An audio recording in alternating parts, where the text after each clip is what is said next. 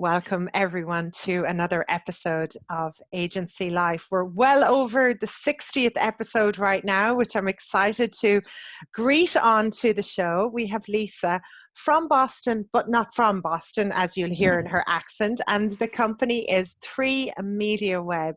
Welcome to the show, Lysa. Thanks for having me and congratulations, 60 episodes. Wow. Yeah, that's over 60, plus hours of talking to agency owners. Am I Wow. am I shaking a bit? Am I rocking? I love you guys so much. That's why I do it. I couldn't wish for a better group of people to talk to. How did you land in this crazy world of agency life? Well, I started with a small agency when I was very young. I'm from Canada, so I'm not from Boston. Hmm. And so during the dot-com boom, I got recruited to come work for an agency in Portland, Maine. So I did that for a few years, and then I went to corporate world. I went to CBS Interactive for a couple years, and then started having kids. And I was just like, corporate world wasn't for me anymore, and I started my own freelance business, and I did that for 10 years, and then I started growing my business again as my kids got older. So I kind of started in the agency world, took a little break, did some freelance. So it was really lucky to do freelance because it really kept my skills up. Hmm. And then when I decided to grow, I just started growing really fast. It was just really great timing. Oh, wow. And how many's in the company now? Because you said you merged with an agency. So I'd love to hear about that, right? So how big are you now, and So who do you we're work 20. with? Yeah, so we're 22 now. I had my own, it was more of a digital marketing agency. So I did social media, I did websites, but I didn't do enterprise level websites. So as my clients grew to be more enterprise marketing clients, I needed a partner, and I started working with 3 Media Web, which is the company I'm with now. And so the owner and I became really great friends, and we thought it would be great to merge.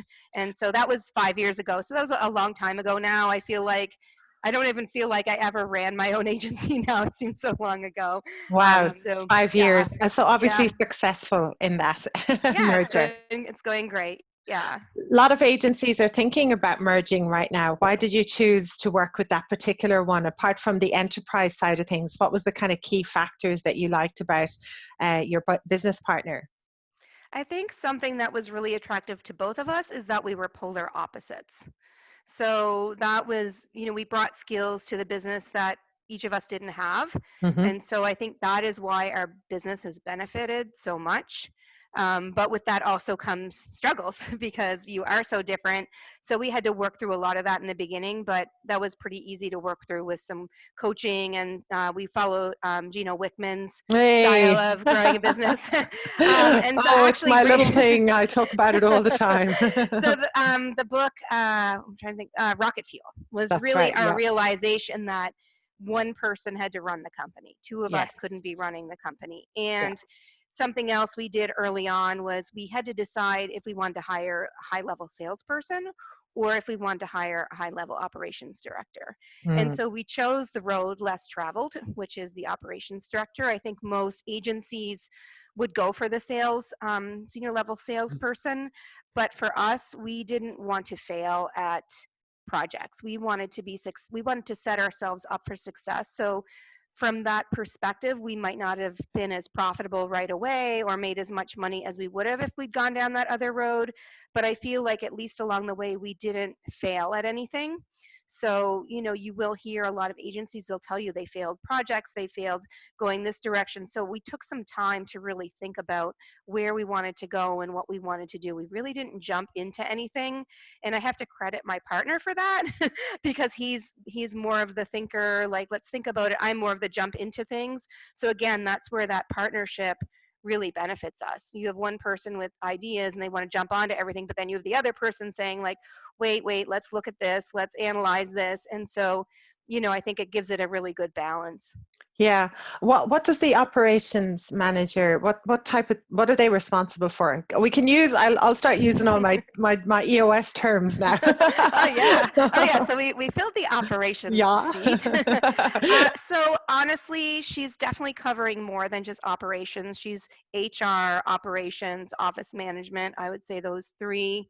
Mhm. The CEO is covering CTO role right now. He's I would say mostly that. He's almost also like technical lead on all projects, so he's sort of a senior advisor, and Hmm. maybe that's part of that CTO role, along with being the CEO. Yeah.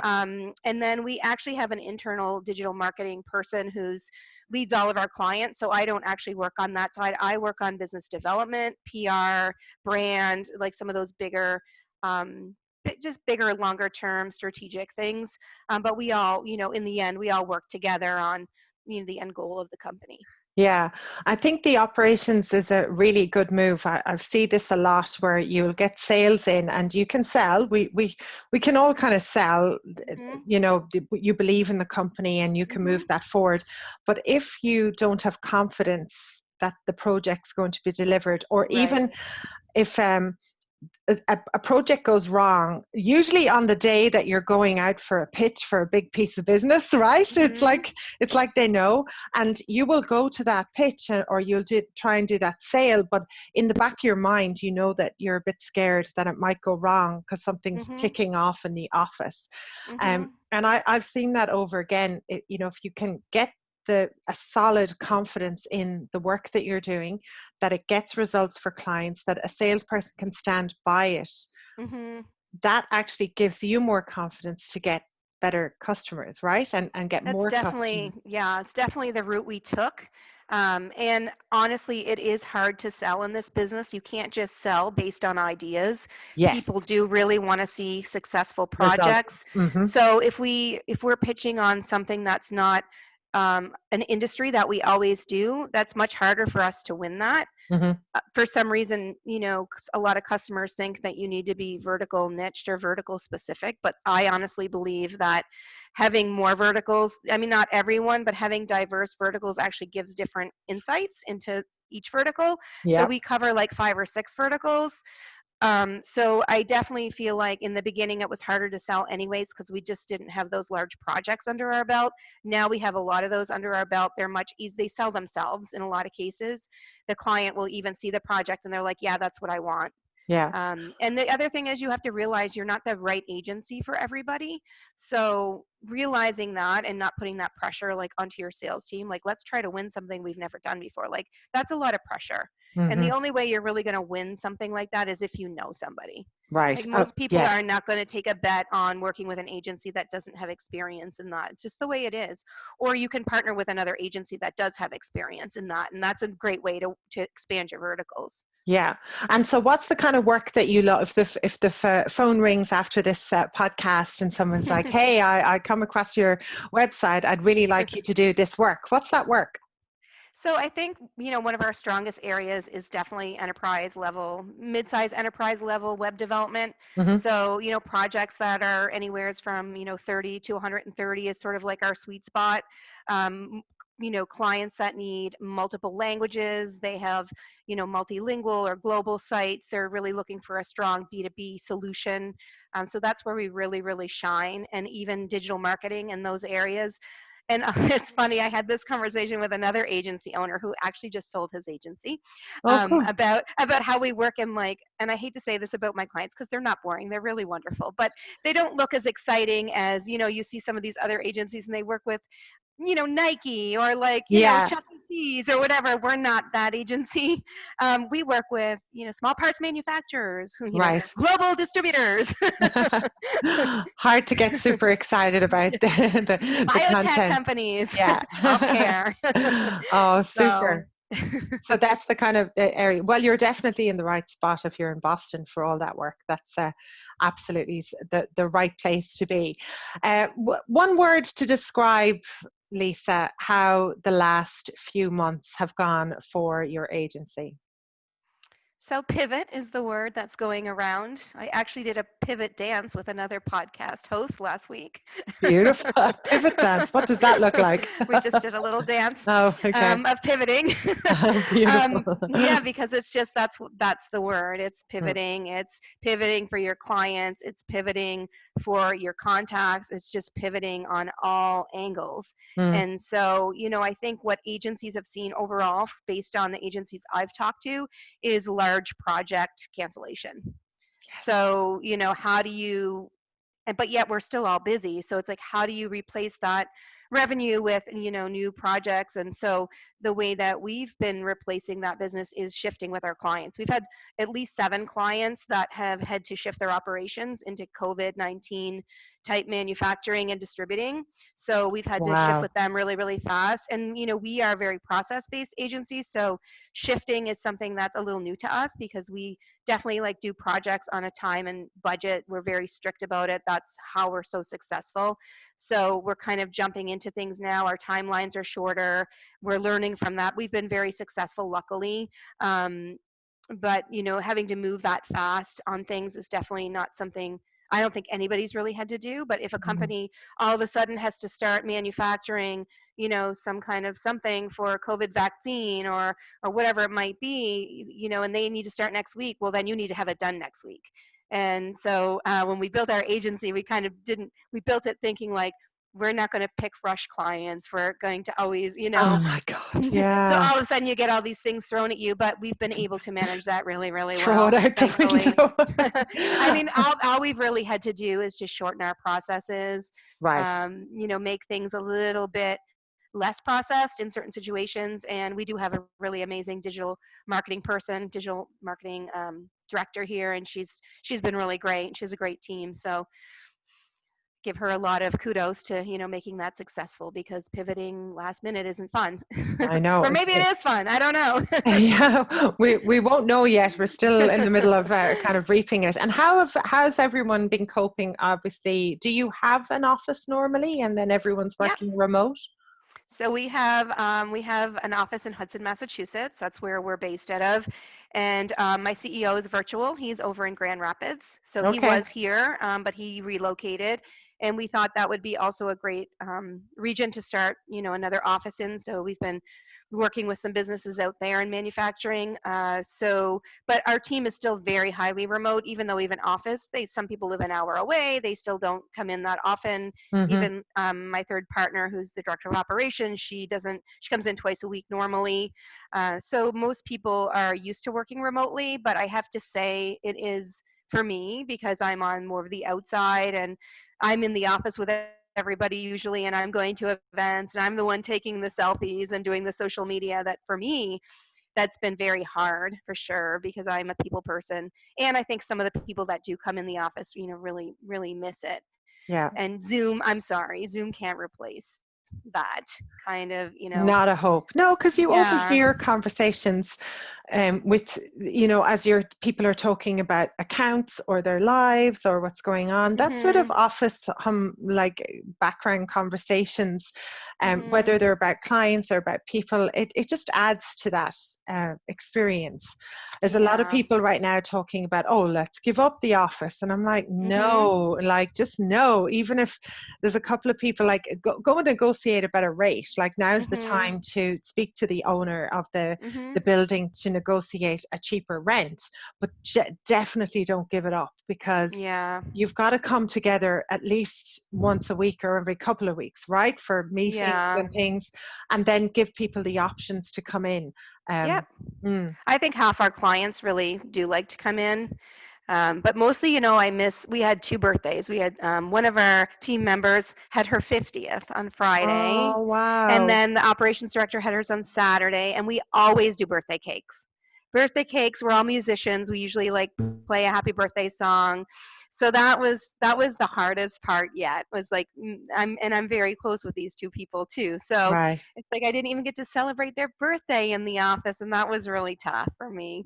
Do you guys have a start date back yet? Are you able? Do you know when you're going to be able to get back? You can say you can double up, get 2 cakes, have a Yeah, double yeah. Well, celebration. this is the first day. So we have a bakery next door. So an ice cream bakery, and they have great iced coffee. So that's where we get everything. I So that noticed was you my were carrying a commercial. I was I was extremely jealous there, Lisa. yeah. That So actually, lady has been outside of her house and getting a commercial it was coffee. my first thing.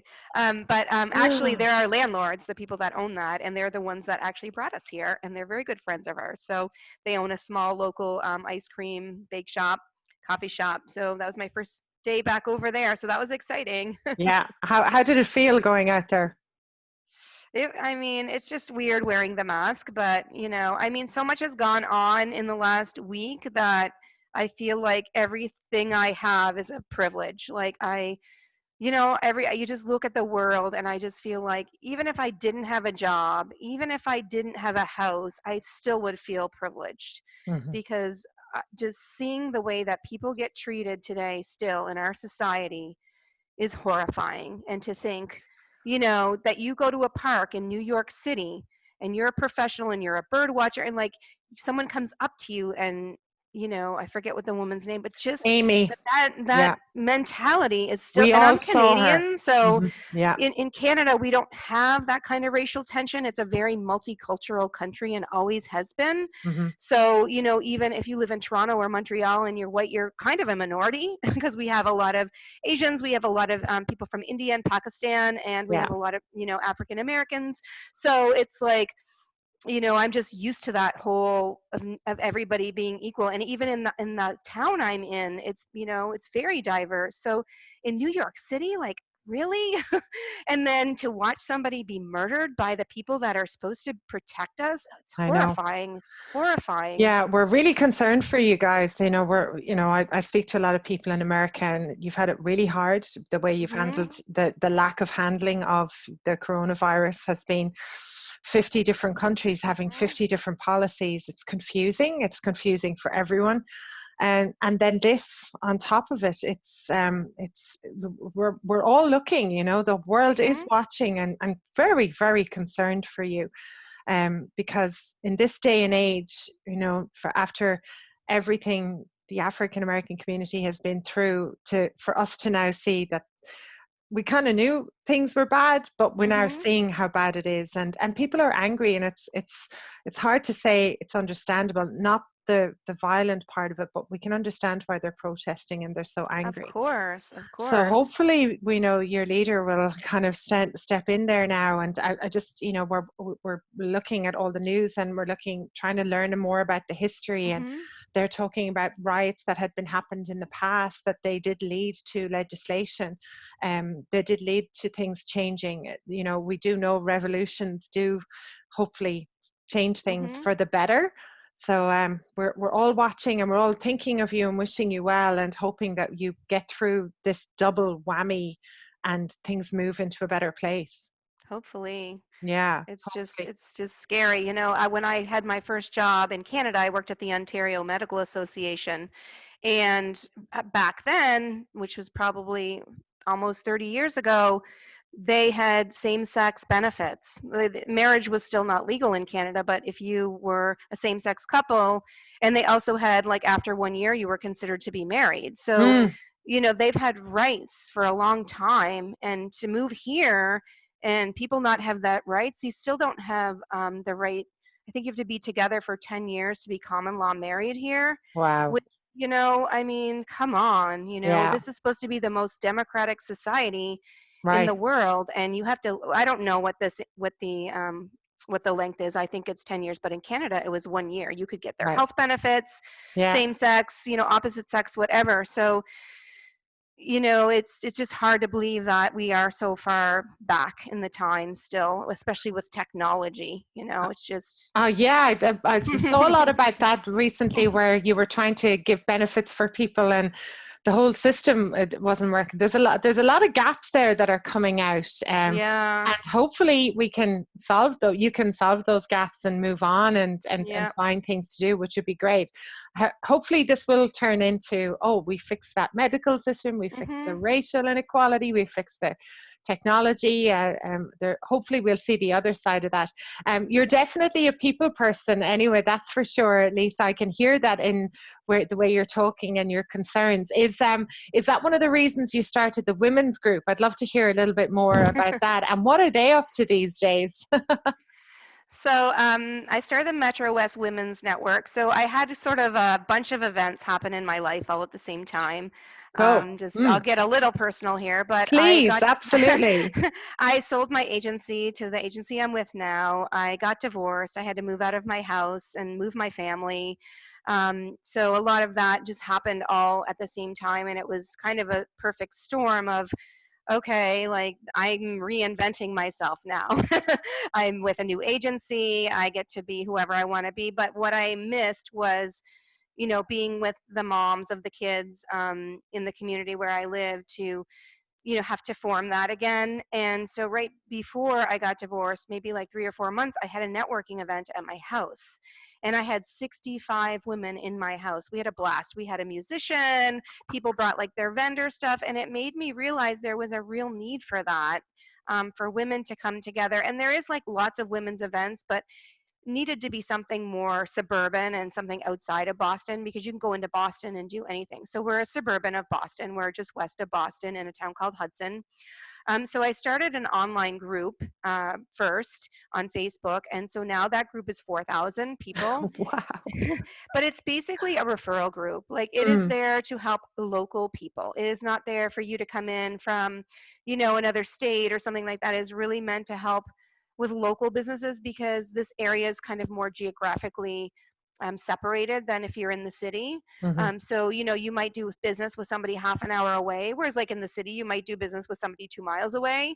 So trying to bring those women together, and we do an event once a month. So that is what we do every single month. We try to have these events like that are different. We've done sweat working, which is like yoga and networking. We do wine nights. So they're not, we do also some educational, where we'll have a speaker come in and talk about, marketing, or just, women's empowerment or sales. I did a sales conference last year, which we've actually brought into the agency, called Sales Empowerment for Women. So we'll be doing that event this year again.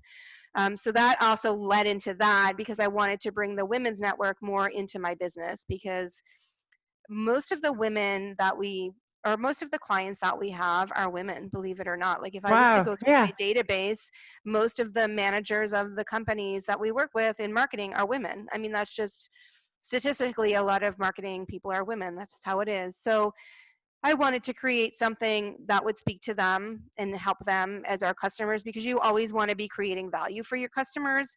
But I wanted to do something different. Like, I didn't just want to do like, let's do an inbound type conference, or let's Mm. do a digital. I wanted to do something that would help them be better at their jobs, be better at them, helping manage their marketing. So the Women's Network, which is still going, we're doing our events online right now, but kind of led into that too. And my business partner is a guy, and he really embraced that, because he works with the clients more than I do, so he knew that they were women, and he knows Yeah. what their struggles are. So being able to help them, being through the journey that I've been through and that he's been through, and being able to help them that way, is just really great. So we're really excited about doing the event again, and again I pivoting. bet. Oh my goodness. I love the unique ideas you have instead of the old boring and mundane kind of events. I love the ideas. You've got some great creativity there. So as we look down the second half of 2020, Lysa, apart from being excited about getting the women's group together, what else are you looking forward to in the business over the next 6 months?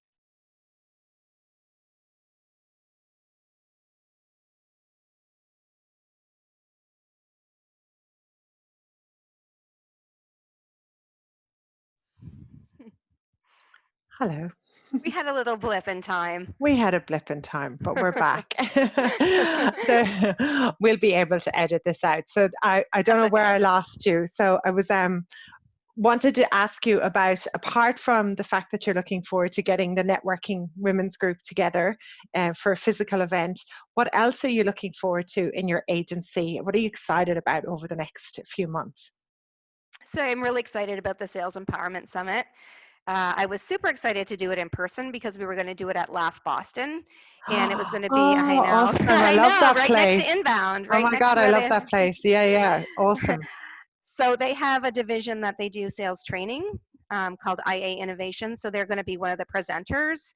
So it actually, the universe kind of aligned really nicely, because, doing it at Laugh Boston, that kind of brought that humor element to it already to make it a little bit more exciting, and to have IA Innovations. But now that we're doing it online, that's even better, because most of the events online are still pretty dry. They're not the fun, outgoing. So we're going to take that online, and that's going to be super exciting. Brilliant. And can we share that event out, or is it just going to be quite exclusive? How are you going to No, who are you inviting? So we're inviting everybody, and the Yay. more exciting thing is that we can have everybody I because know. it's not physically limited. So we have salesempowermentsummit.com, and there's an email list there you can join right now. So we don't have the whole thing set up yet, um, because of the shift, and we're still trying to figure out, if we want to make it 1 day, 2 day, but we'll start promoting it probably in August. You don't need Brilliant. as much time. That's the other No, thing. You I don't need as know. much time to promote these things. So I Yeah. already have a huge network, and I'll be inviting people from all over the world. So anybody who wants to go and join it will be free. Yeah. It's salesempowermentsummit.com, and it's going to be a blast. It's going to be funny. Can I give you a tip for because I'm obviously attending and speaking and doing a lot of virtual events. Uh-huh. There was a cool thing that an agency I used to work with in Tel Aviv, and they moved their hug online. Um, and they had Brian Halligan on the show today. So Wow. right, they got Brian. We know Brian doesn't like to fly, so I'm sure Brian was Wow. thrilled that he could hop into Tel Aviv and in Israel and hop back home again without having to touch a plane. But they did a kind of cool thing. And if anyone's listening to this as well, around maybe you're doing a webinar that's got a couple of speakers, or you're thinking about doing an afternoon event or a virtual event. But what they did was they said that the talk with Brian was not going to be recorded. So Wow. what happened was we all hopped online to, we registered and we had our Hmm. event, but we had to be online if we wanted to see Brian talk. Wow, that's really cool. Oh, it was very smart, because I know there was so many more. I was there because usually I will record things and then I'll listen to them doing the dishes or, Hmm. while I'm doing something else. But I thought it was a really good tip. If you're going to get a big wallop of a name, don't record that bit. Hmm. But they recorded everything else. Nice. So one thing we're going to do differently is we think we're going to live stream it still from the venue. Cool. Because Ooh, Laugh Boston, they have to be closed right now, I and it's been know. like 3 months, and it's really hurting them. Mm, So what they're doing is they're doing streaming events instead. So the reason we chose Laugh Boston is because we wanted it to be more TED Talky and stagey, and just give it that, like, you're more coming for entertainment than you're coming to like sit back and take notes. We wanted it yeah. to be a little more interactive, and so they've come up with this, and I originally always wanted to live stream it, but I didn't think it was a possibility. And then again, the universe a lot, collided again with me, and it was like the universe was like, hey, guess what? We're doing live streaming, so that way you can still get the effect of the Yeah. speakers. And so that's what the other thing I was thinking a lot about was today's actually the Search Engine Journal's big event, which I'm supposed to be at. And again, that's a perfect example of, like, I know it'll be recorded, I'll get it after, and I'll listen to it after. Yeah. Whereas, like, if I had known I couldn't do that, I'd probably be there right now. Yeah, or even, you for know? some of it, it just, you get the big names, and Hmm. it was just, I was impressed. It was the first time I've dialed live into something that I'm not attending, like I'm not speaking at myself. Anyway, little tip for anyone who's listening, and That's a tip great. for you as well. That's awesome. Speaking of tips as well, I'd love to know, how have you personally managed through the last few months? Is there anything that you're doing more of that you didn't do before to help you, number one, manage your kind of your state of mind and manage Hmm. your how you work? So I have to say it's been probably the most challenging for me and maybe my director of sales, because we are going to clients and we are going to events. We work together quite a bit. Mm, So we collaborate a lot. And so right now, I'm doing everything online. She's doing everything online. We're both really, really busy. And so that's tough a little bit. We're doing the conference together. We usually have other events together. So we miss that. So what I've done is I've come up with a bunch of different ways to still build relationships online. So I sort of build the relationships, build the partnership agency relationships, and then any kind of leads I get, I'll filter them to sales. So I'm actually not selling. I'm just out there, meeting yeah, people and doing yeah, this kind of stuff. And so I've had to shift how I do that online. And I've been actually talking a lot about that because people want to know, how do you do that? How do you do sales right now when people don't even have money to sell? or they don't have money to spend. I'm sorry. So I have Mhm. like a whole list of stuff that I've been doing. I've just wrote an article today, 10 things I know about building online relationships for one of the local papers. But so shifting to that was very hard, trying to find new ways that I never have done before. So all of a sudden I'm doing webinars, which I probably should have been doing them before. I've always done podcasts for a while, but I'm doing like a podcast a week now. I'm writing a lot more. I'm writing a lot for other people. And I found myself doing more work for other people than myself. So rather than trying to build relationships to help me, I'm trying to do it to help them, because I know if I help them, that helps me. So just changing my whole shift to, I've been writing reviews online, writing LinkedIn recommendations for people. I've been interacting with their content and sharing it and trying to get more engagement for them. So that, just coming up with those ideas and shifting that way has been very hard. And then personally, I have kids at home, single mom. And so that's been hard. And even with my business partner, he has two little kids at home. I think there's only a couple of us that still have little kids at home, but um, his are little. So me and him and maybe some other people in the company are finding ourselves working really long days Mm, because we're having to put our kids into our days, which we didn't have to do before. You'd go to right. work at 7 or you'd be Yeah, you done. could have a block of time, but now Yeah. it's like maybe Hmm. kids work. Yeah, I was speaking about that today. It's time to be flexible now, but that Right. means your days can get quite long. And I'm tired, honestly. I'm I know, really right? tired. Yeah. And then I've had to put a lot more relaxation time into my day because I'm stressed. Obviously, we're in a pandemic. I Mm. own a company. I worry about the future for everybody, not just my own company, but all my friends are business owners and agency owners. So I worry for them. And, it's a lot of pressure figuring out how we're all going to band together through this. And so I feel very stressed. I'm not going to lie. Mm, So what I've been doing is I've been trying to take at least an hour to 2 hours of walking a day. And that's a lot. That's a lot of time to take out of your day. I normally don't do that. And then also put in some time for meditation because, again, if I don't do that, I'm just going to get overstressed. And yeah. I know a lot of people don't take time to do that. And I just can't. I had to start doing it because I was just getting too stressed. And when I'm stressed, I'm not at my best. So I'm better off taking that time and having less time to work with a clear mind than trying to work stressed, Yeah. Yeah. longer. So, And I'm delighted you're sharing that, because I that's the message I've been like hands up. I need to do it myself, and I'm working on that. mhm, But I have got a health regime and a fitness regime. At least I can stand by that and say, mhm, as long as I get that done, maybe my day is long, but I have done my 45-minute workout and I've done a 45-minute mhm, walk. I've got sort of something in my life, it feels mhm, like a stake. Do you know, like you're going, okay, at least I did that. Maybe the day mhm, was 11 hours of work and I am a bit stressed or I am mhm, overtired, but I got my workouts in. So I'll see the mhm, benefits of that. It's something, if you can definitely do something for yourself. And um, I think that's really important. And especially if we think of, by now, under normal circumstances, you mhm, probably would have had a little holiday, a little break mhm, since March, mhm. with the kids being on holiday or something. And we haven't had that.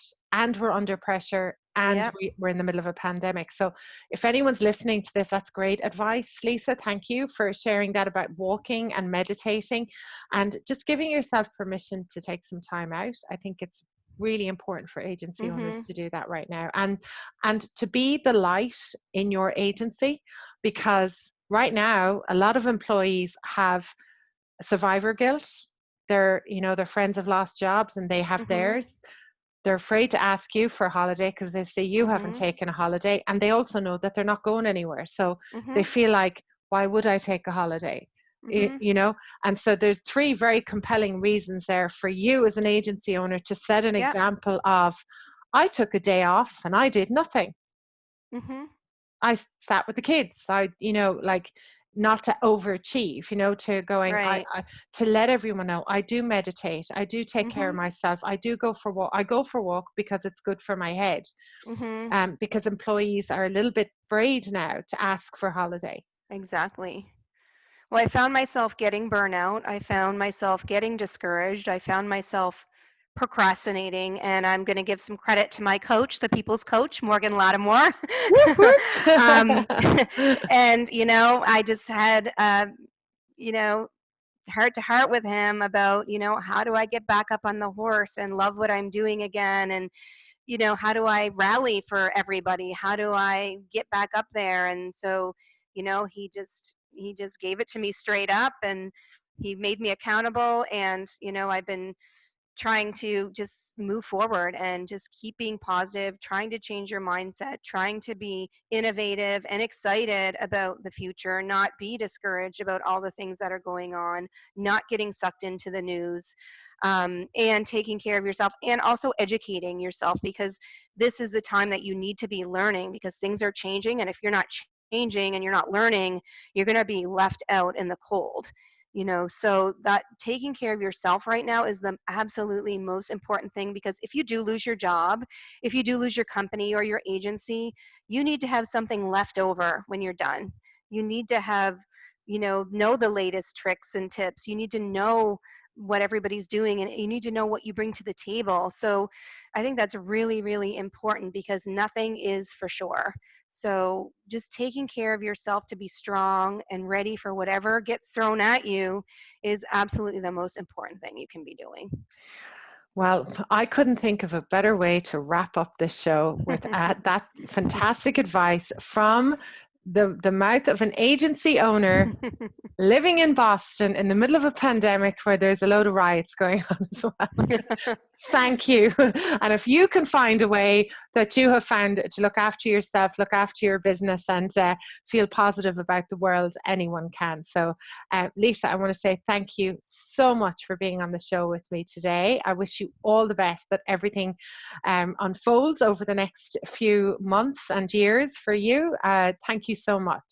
Thank you so much.